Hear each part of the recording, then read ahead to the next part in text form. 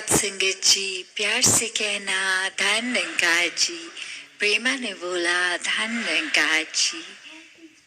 आज समागम के पहले रोज जहां हम सभी ने महापुरुषों की वाणी को श्रवण किया और भाव मन के हर एक के यही संदेश देते हुए कि इंसान का जीवन मिला है तो वाकई ही इंसान बनना है।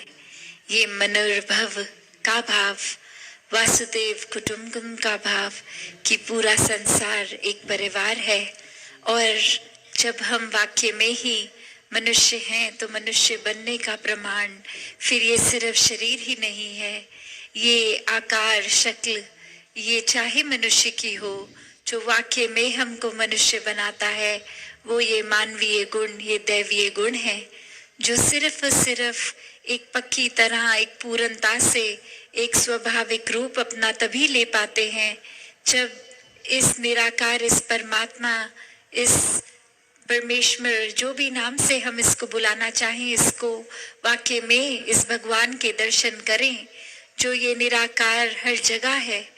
इसके दर्शन करके ब्रह्म ज्ञान द्वारा जब अपने जीवन में फिर इसका एहसास हर समय करते हुए भक्ति करी जाती है हर पल में। जैसे अक्सर हम सुनते हैं कि जब आँख खुले तब सवेरा, तो वो बात होती है कि जब भी हम कोई अपने रास्ते से भटक रहे हों, जैसे ही एक समझ आ जाती है, एक सोझी आ जाती है, ये चेतनता, ये विवेक इशारा करता है कि हम जो कर रहे हैं ठीक नहीं है, तो उसी समय सुधार का काम हो सकता है।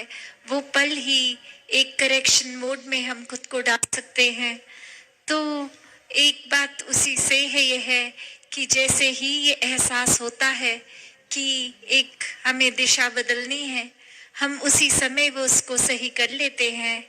और वहीं देखा जाए कि ये परमात्मा की रोशनी, ये सत्य, ये लाइट तो हर समय ही है, यहाँ तो हर समय ही सवेरा है। तो कैसे इस सवेरे में अपनी आंखों को ना बंद करें। जब परमात्मा वाक्य ही हर समय अंग संग है तो इसके एहसास में क्यों नहीं रहा जा सकता।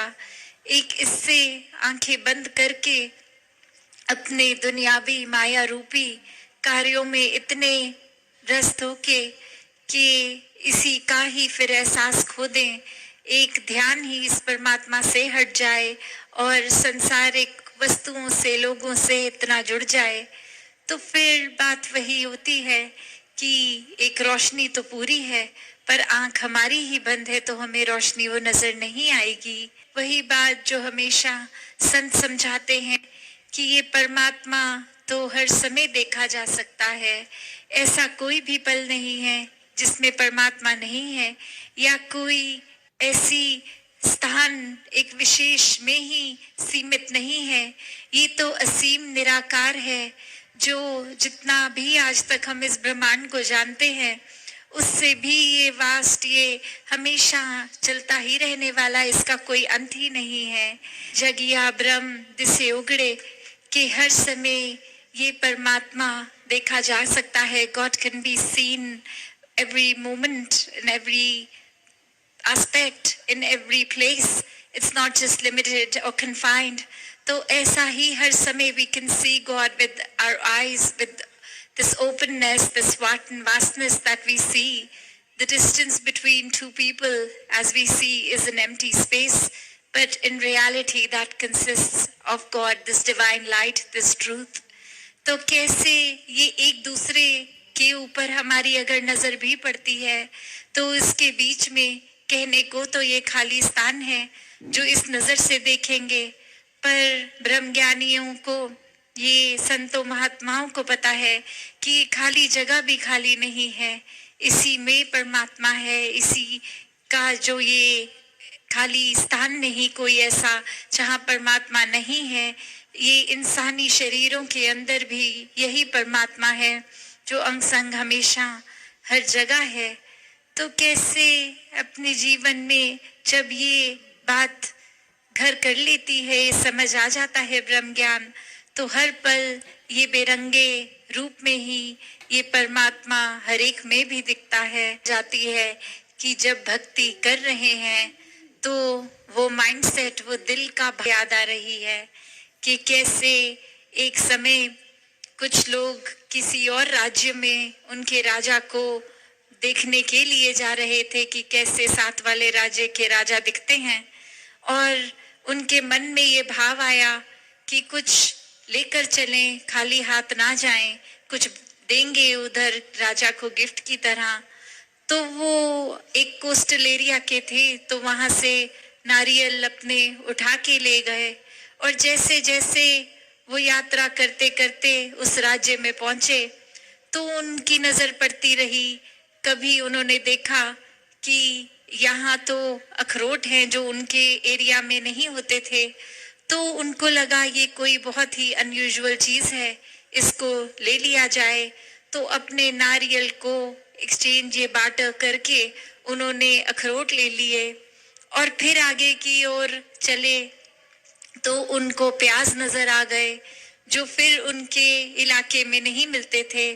तो उन्होंने अखरोट को भी बदल के प्याज ले लिया, और अब वो काफी एक मन में सैटिस्फाइड थे कि बहुत ही एक अलग सी कोई चीज ले ली है। और अब जैसे ही उस राज्य में पहुंचते हैं, वहां ये प्याज तो बहुत ही आम था, कुछ खास नहीं था। और जैसे ही वो भेंट करते हैं राजा को, और वो राजा देखकर बिल्कुल प्रसन्न नहीं होता कि ये क्या दे रहे हैं, ये तो कितनी आम सी चीज है। और वो एक पनिशमेंट के तौर पे सजा सुनाता है कि ये प्याज इनके सर पे रख दो, और जितने भी लोग हैं ये जो लेकर आए हैं, एक एक प्याज रख कर उसको एक मारा जाए इस तरह कि वो प्याज का रस इनके चेहरे पे, इनके कपड़ों पे आता रहे। और जैसे ही ये हो रहा है, एक इंसान उसमें से कुछ इस तरह कंप्लेन कर रहा है कि ये तो हम चाहते तो खाली हाथ भी आ जाते, ये तो हमारे मन में अच्छी भावना आई थी कि हम इस राजा के लिए कुछ गिफ्ट लेकर जाएं, ना ही लेकर आते, खाली हाथ आते तो ज्यादा बेहतर रहता। दूसरा उनमें से कुछ इस तरह बात कहता है कि एक ये शुक्र है, हम अगर प्याज अब ले आए, अखरोट लेके आते तो बहुत दर्द होती, और अगर अखरोट से पहले हम जो नारियल लेके आ रहे थे वो लगता सर पे तो और कितनी दर्द होती। और कोई इस चीज का भाव इस तरह भी ले रहा है कि चलो ये अगर ऐसा हो भी रहा है तो वो कुछ पल के लिए ही हो रहा है, जितनी देर तक ये प्यास है उतनी देर ही होगा, फिर समय टल जाएगा। तो इस कहानी का जो भाव, ये एक चाहे असली कहानी हो नहीं हो, ये चाहे थोड़ी ह्यूमर एक हंसी के ऊपर आधारित है या नहीं, वो भाव नहीं है। भाव ये है इस कहानी से सीखने वाला कि एक हमारे अपने मन मुताबिक चीज होती है पर परिस्थिति कुछ और ही हो जाती है। चाहे हमारी नियत, हमारी इंटेंशन अच्छाई की भी हो, फिर सवाल आने लगते हैं कि हमने तो अच्छाई करनी चाहिए पर वो बुराई ही हाथ असर आई, एक ठीक नहीं हुआ हमारे साथ। या फिर एक अपनी ही एक चुनाव को, एक डिसीजन मेकिंग पे क्वेश्चन आता है कि ऐसा हमने किया ही क्यों। या फिर एक उसमें भी शुक्राना भाव आ रहा है कि चलो ये सीमित समय तक ही है, ये समय भी निकल जाएगा। हम अपने शरीर में कुछ, हमें सुई लगती है या कोई कट लगता है तो खून ही बाहर आता है क्योंकि शरीर के अंदर खून है। उसी तरह अगर ये परमात्मा जो प्रेम का ही रूप है, ये प्यार है, लव है, तो जब इस परमात्मा से इस आत्मा का मेल हुआ तो ये जीते जी भी जीवन प्रेम ही बन गया, हम स्वयं ही प्रेम बन गए। और फिर जब प्रेम बन ही गए तो फिर ये प्रेम ही बांटेंगे। फिर हमेशा भाव करुणा, दया, हर एक के प्रति ये विनम्रता कि कैसे हम सिर्फ अपने ऊपर ही केंद्रित ना रहें, हर एक के लिए, पूरे संसार के लिए ये सेवा भाव कैसे अपना रखें। सत्संगत जी, धन निरंकार जी।